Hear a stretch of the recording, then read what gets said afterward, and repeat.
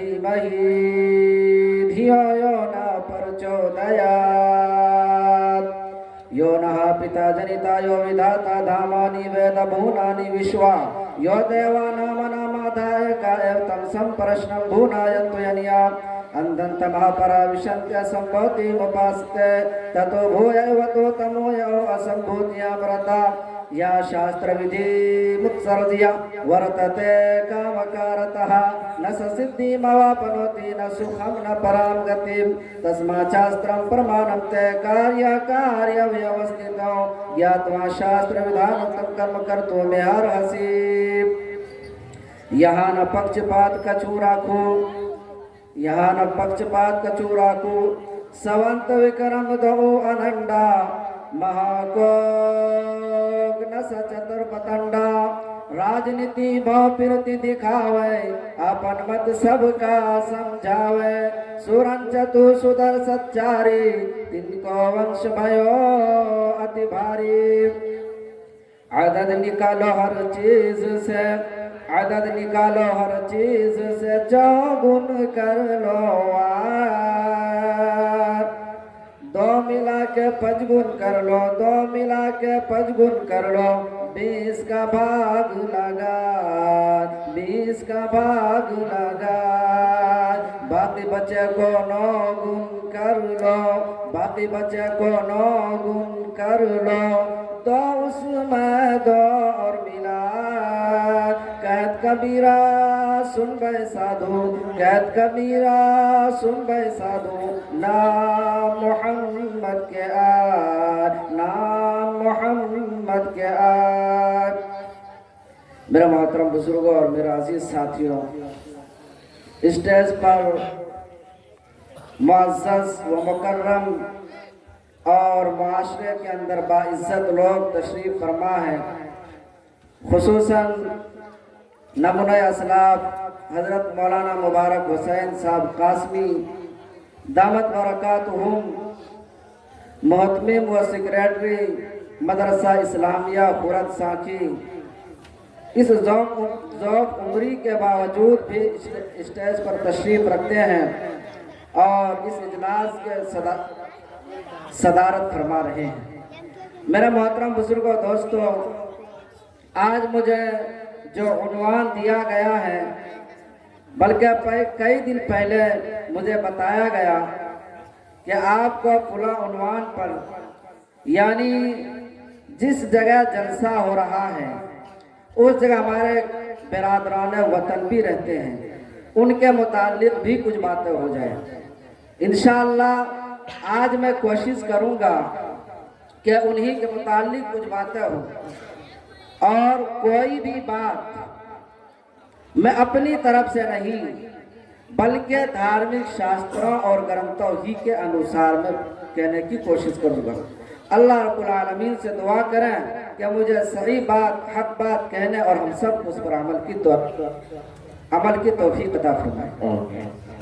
मेरा मोहतरम बुजुर्गों दोस्तों, पूरी दुनिया के अंदर अगर मोहब्बतों के नाम से किसी मुल्क को याद किया जाता है, अगर पूरी दुनिया के अंदर जमहूरी निजाम का मिसाल पेश किया जाता है, तो मेरे भाइयों, ऐ मेरे हिंदू भाइयों, ऐ मेरे मुस्लिम समाज के लोगों, वो कोई और मुल्क नहीं, मेरा मुल्क हिंदुस्तान है। लेकिन बहुत अफसोस के साथ ये कहना पड़ रहा है, पता नहीं हमारे इस मुल्क पर किसकी बुरी नजरें पड़ी, बदनिगाही पड़ी कि आज उसी मोहब्बतों के दरमियान दरारें आनी शुरू हो चुकी है। आज उसी मोहब्बतों के दरमियान नफरतें आनी शुरू हो चुकी है। मेरे मोहतरम बुजुर्गों दोस्तों, आज इस बात की जरूरत है कि कुछ साल पहले जो हमारे हिंदू भाइयों के दरमियान और हमारे मुस्लिम समाज के दरमियान जो मोहब्बतें पाई जाती है, उस मोहब्बत को लाने की जरूरत है। और क्यों लाने की जरूरत है? ये इसलिए लाने की जरूरत है, इस मुल्क की बका के लिए, इस मुल्क की हिफाजत के लिए वही मोहब्बत, वही प्यार लाने की जरूरत है जो चंद सालों देखने को मिल रहा था। मेरा मोहतरम बुजुर्गों दोस्तों, और उस प्यार और मोहब्बत को लाने से पहले हमें एक रिश्ते को समझना होगा। वो रिश्ता क्या एक मुसलमान का हिंदू भाई से क्या रिश्ता है, और एक हिंदू भाई का मुसलमान से क्या रिश्ता है, एक सिख भाई का मुसलमान से क्या रिश्ता है, और एक सिख भाई का हिंदू से। यानी इस मुल्क के अंदर जितने भी बिरादरान वतन के लोग रहते एक दूसरे से आपस में क्या रिश्ता है। भाई समझने की जरूरत है या नहीं? भाई आप लोग समझना चाहते हैं? चलिए इंशाअल्लाह मैं कुरान ही की रोशनी में और वेद के हवाले से मैं समझाने की कोशिश करूंगा। मैंने जो कुरान करीम के अंदर अल्लाह का फरमान जो पढ़ा है, या अय्युहन्नास इन्ना खलकनाकुम मिन ज़करिन व उन्सा व जअलनाकुम शुऊबा व कबाइला, कि अल्लाह तबारक व तआला ने, उस ईश्वर ने सारे इंसानों को, सारे मनुष्य को एक ही जान से पैदा किया, और वो कौन है? हजरत आदम अलैहिस्सलाम। यानी हम और आप, चाहे वो हिंदू भाई हो चाहे वो मुस्लिम भाई हो, जितने भी इस दुनिया के अंदर आने वाले लोग हैं और आएंगे, सब के सब हजरत आदम अलैहिस्सलाम की औलाद हैं। और याद रखिए, अगर सबके माँ बाप एक हो, सबके माँ बाप एक हो, तो आपस में क्या रिश्ता होगा? भाई भाई का रिश्ता होगा। तो मेरे मोहतरम बुजुर्गों दोस्तों, अगर हम लोग इस बात को समझ लें, इस बात को पलड़े में बांध लें कि हमारा रिश्ता भाई भाई का है, तो कभी आपस के अंदर झगड़ा नहीं हो सकता। मेरे मोहतरम बुजुर्गों दोस्तों, एक दास गुजरे हैं, कबीर दास। उन्होंने बड़ी अच्छी बात कही। कहा कि कुछ ऐसा जमाना आएगा जिस जमाने के अंदर कुछ नफरती चिंटू होंगे जो आपस में नफरत फैलाएंगे, मोहब्बतों के दरमियान दरारें पैदा करेंगे, अपनी कुर्सी को बचाने के लिए, अपनी कुर्सी को मजबूत करने के लिए, अपनी सत्ता को मजबूत करने के लिए आपस में नफरत पैदा करेंगे। कबीर दास ने कहा, अगर ऐसा दौर आ जाए तो मेरे इस दोहे को याद रखना, मेरे इस दुआ को याद रखना। वो दुआ मैं आप तक पहुंचाने की कोशिश कर रहा हूँ। वो दुआ क्या है? कबीर दास ने कहा कि इस धरती पर बसने वाले हैं जितने इंसान, इस धरती पर बसने वाले हैं जितने इंसान, अरे रक्त सभी का एक ही रंग है। रक्त कहते हैं खून को, रक्त कहते हैं खून को। अगर एक हिंदू भाई का एक प्याली के अंदर खून लिया जाए, एक सिख भाई का एक प्याली के अंदर खून लिया जाए, एक ईसाई भाई का, एक हिंदू भाई का, एक जैन भाई का, अगर तमाम बिरादराने वतन का अलग अलग प्याली के अंदर खून लिया जाए और उसके बाद पूछा जाए कि बताओ इसके अंदर किसका खून है, तो हर आदमी यही कहेगा कि चतुर्वेदी साहब, खून जो है धर्म नहीं बतलाता। इसी चीज को कबीर दास ने कहा कि इस धरती पर बसने वाले हैं जितने इंसान, अरे रक्त सभी का एक ही रक्त है, सब रखते हैं जान, सब रखते हैं जान। जिसने सबको जन्म दिया है उसी की बड़ी शान, अरे दूजा नहीं है महान रे मूर्ख, दूजा नहीं है महान, दूजा नहीं है महान।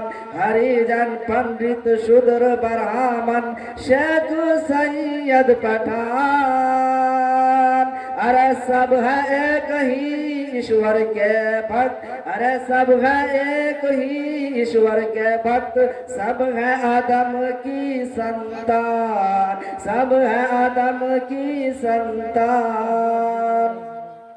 मेरे मोहतरम बुजुर्गों दोस्तों, अगर आपके दरमियान, हमारे हिंदू भाइयों के दरमियान, हमारे मुस्लिम भाइयों के दरमियान अगर कोई नफरत फैलाने की कोशिश करे, तो याद रखना, याद रखना, मेरी इस पट्टी को, इस मंत्र को उन तक पहुंचा देना।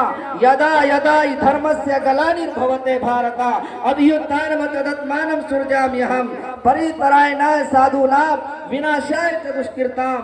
मेरे मोहतरम बुजुर्गों दोस्तों, इस धरती पर आया था फिरौन, उन्होंने प्रजा पर जुल्म किया।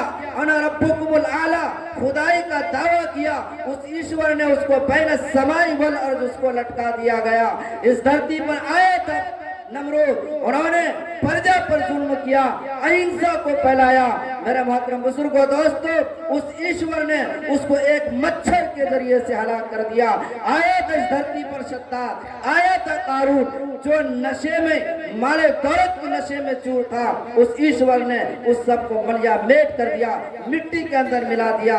इसलिए मेरे मोहतरम बुजुर्गों दोस्तों, मैं उन तमाम लोगों से कुर्सी पर बैठकर सत्य की नशे में आकर अगर मंदिर मस्जिद के नाम पर लड़ाता है, हिंदू मुस्लिम मस्जिद करता है, तो याद रखना इस दोहे को, इस मंत्र को याद रखना कि वो ईश्वर उसको कभी क्षमा नहीं करेगा, उसको कभी माफ नहीं करेगा। और ये भी याद रखना कि उस ईश्वर के यहाँ देर तो है, अंधेर नहीं है। उस ईश्वर की लाठी में मार तो है, लेकिन आवाज नहीं है। इसलिए मेरे मोहतरम बुजुर्गों दोस्तों, हम सब का, ऐ मेरे हिंदू भाइयों, जहां तक मेरी आवाज पहुंच रही है, हमारा रिश्ता भाई भाई का है। हम तो एक ही आदम के औलाद है, हम तो एक ही संतान है, और हम सब का जो खालिक मालिक है वो एक अकेला अल्लाह है। यानी हम सब का जो डिजाइनर है, हम सबको जिसने रिलीज किया है, जिसने इस धरती पर भेजा, हम सब का खालिक मालिक एक अकेला अल्लाह है। क्योंकि कोई भी इंसान इस धरती पर अपनी मर्जी से नहीं आया है। अगर कोई मनुष्य, कोई इंसान इस धरती पर अपनी मर्जी से आता तो हर आदमी हैंडसम, नाक खड़ी, नाक सुंदर, आंख बड़ी, हर एतबार से जो इंसान के बेहतर शक्ल हो सकता है उस तरह से आता। लेकिन हम इस दुनिया के अंदर देखते हैं तो कोई बहुत लंबा है, कोई पस्ता कद है, कोई मोटा है, किसी की आंख छोटी है, किसी की नाक टेढ़ी है।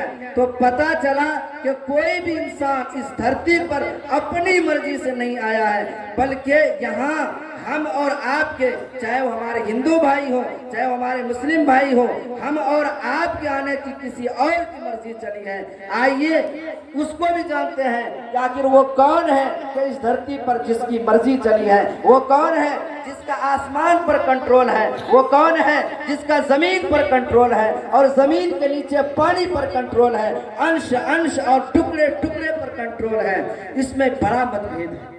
बाज लोगों का कहना है कि जो जिसका कंट्रोलर आसमान और जमीन के नीचे पानी और चांद और सूरज सितारे पर है, वो कोई और नहीं, वो श्री रामचंद्र जी है।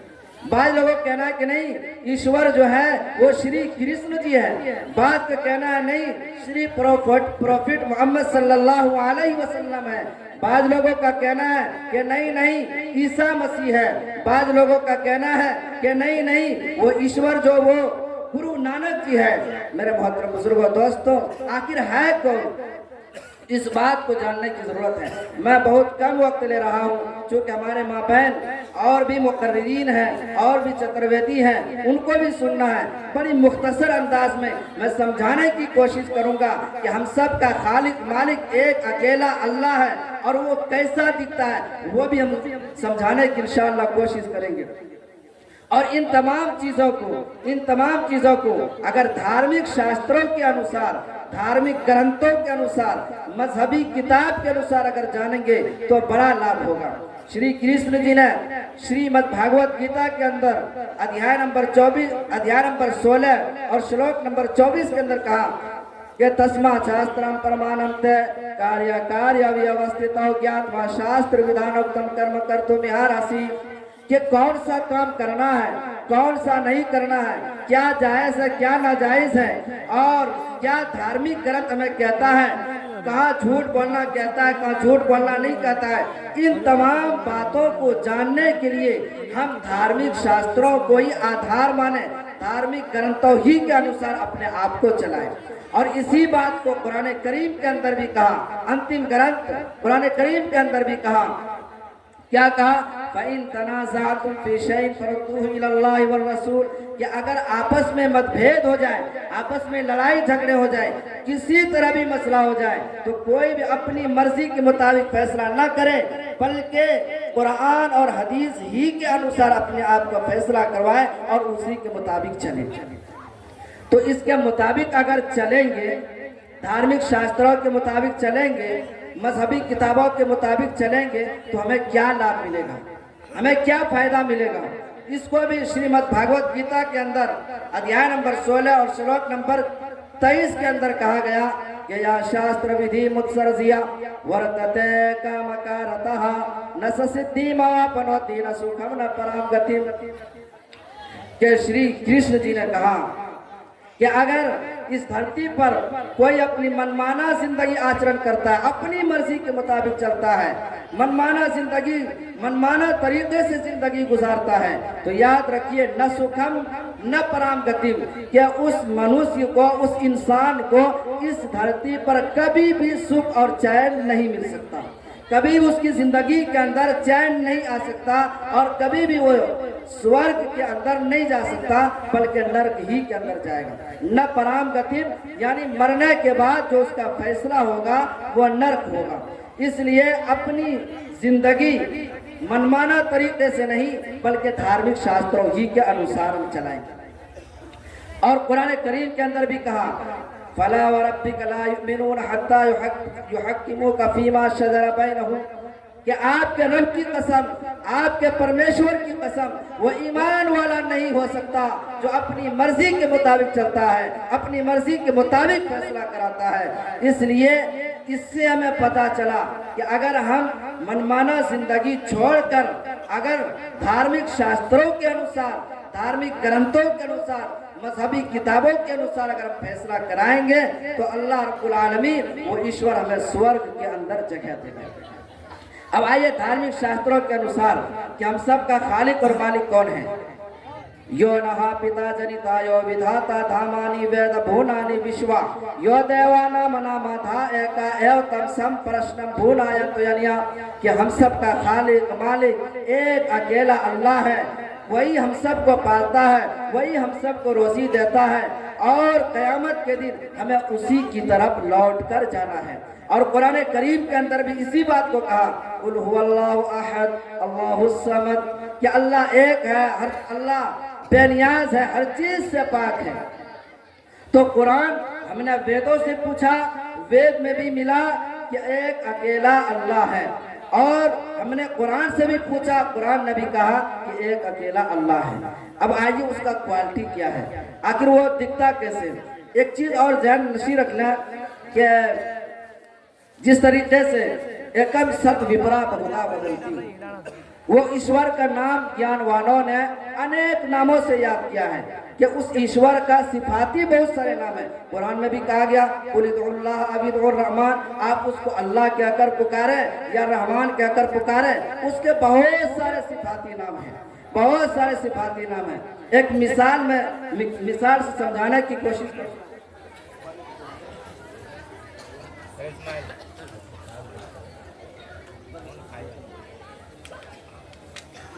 आप लोग अपनी अदालत से बताएं कि इसके अंदर क्या है। इसके अंदर पानी है, इसके अंदर क्या है, पानी। इसी पानी को हिंदी के अंदर नीर कहते हैं और इसी पानी को संस्कृत के अंदर जल कहते हैं और इसी पानी को फारसी के अंदर आब कहते हैं और इसी पानी को अरबी के अंदर माउन कहते हैं। अब देखिए नीर, जल, पानी, आब, माउन, ये चंद नाम हुए, लेकिन चीज कितना है? चीज तो एक ही है ना, लेकिन नाम भाषा चेंज होने की वजह से नाम अनेक हो गया। इसी तरीके से वो ईश्वर एक ही है, वास्तव में एक ही है, लेकिन अब उसी ईश्वर को, उसी अल्लाह को अगर अरबी के अंदर पुकारते हैं तो अल्लाह, फारसी के अंदर पुकारते हैं तो खुदा, संस्कृत के अंदर पुकारते हैं तो उसी ईश्वर का नाम, उसी अल्लाह का नाम ईश्वर। तो गोया कि क्या पता चला कि एकम सत विपरा बहुधा वदंती, वास्तव में ईश्वर तो एक ही है, लेकिन ज्ञानवानों ने उसको अनेक नाम से याद किया है। तो अब आइए उस ईश्वर की हम पहचान करते हैं, उस ईश्वर की क्वालिटी क्या है, उस ईश्वर की क्वालिटी क्या है। सबसे पहले यो माम जमाना दिमचा वेत्ति लोक महेश्वरम असमूढ़ा समर्थ्येषु सर्व पापै परमुच्यते, कि उस ईश्वर की जो पहली क्वालिटी है वो ये है कि वो अजन्मा है, वो अजन्मा है।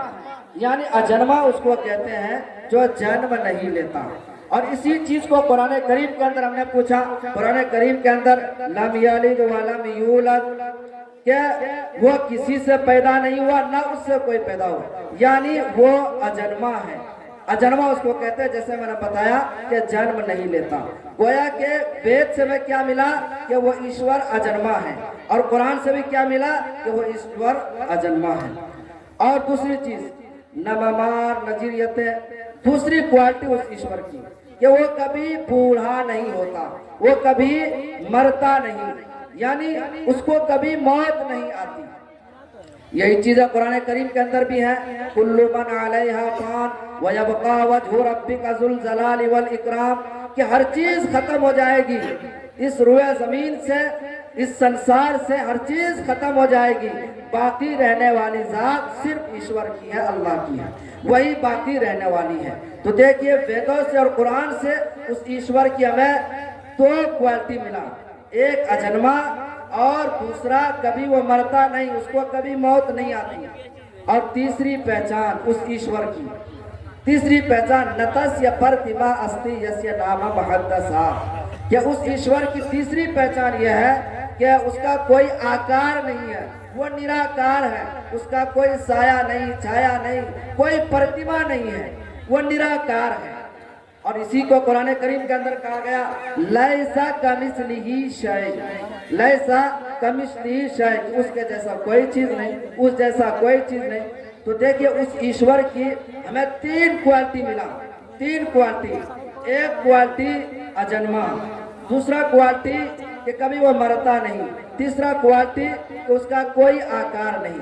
अब जरा अंदाजा आप अपनी अदालत से ये बताइए कि हर आदमी जानता है कि प्रोफेट मोहम्मद सल्लल्लाहु अलैहि वसल्लम को अगर कोई ईश्वर कहता है तो वो गलत कहता है। क्यों?